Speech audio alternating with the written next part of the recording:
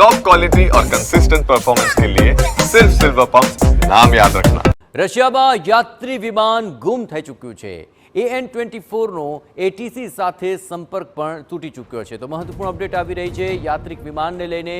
આ યાત્રિક વિમાન ગુમ થઈ ચૂક્યું છે। રશિયાનો આ સમગ્ર મામલો કે જ્યાં AN-24 વિમાન ATC સાથે સંપર્ક ગુમાવી ચૂક્યું છે અને આખરે વિમાન કઈ દિશામાં છે તેને લઈને હવે તપાસ કરવામાં આવી રહી છે।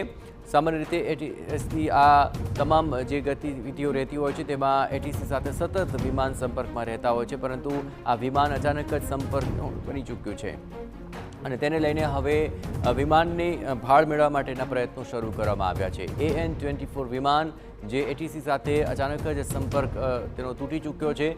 આ 46 લોકોને વિમાન લઈને જઈ રહ્યું હતું જે અચાનક જ ગુમ થઈ ચૂક્યું છે। રશિયામાં આ યાત્રિક વિમાન કઈ દિશામાં ફંટાયું તેને લઈને હવે તપાસ કરવામાં આવી રહી છે। AN-24 વિમાન કે જે 46 લોકોને લઈને ઉડાન ભરી હતી તે ATC સાથે સંપર્કમાં પણ હતું, પણ અચાનક તેમનો સંપર્ક તૂટી ચૂક્યો છે।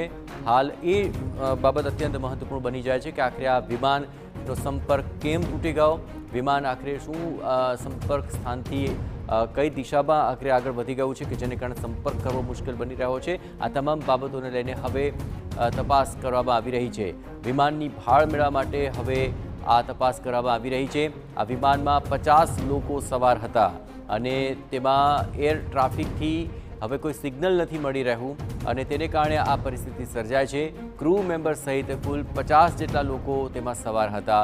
કુલ 46 જેટલા મુસાફરો અને અન્ય 4 ક્રૂ મેમ્બર થઈને કુલ 50 જેટલા લોકો અહીં આ વિમાનની અંદર પસાર થઈ રહ્યા હતા, પરંતુ આ રશિયામાં આ યાત્રિક વિમાન હવે ગુમ થઈ ગયું હોવાના અહેવાલ મળી રહ્યા છે। આપણે એ પણ જણાવીએ કે આ આખા મામલાની અંદર હવે સંપર્ક જે તૂટ્યો છે અને કઈ દિશામાં આ વિમાન છે તેને લઈને હવે સિગ્નલ મેળવવાના પ્રયત્ન થઈ રહ્યા છે।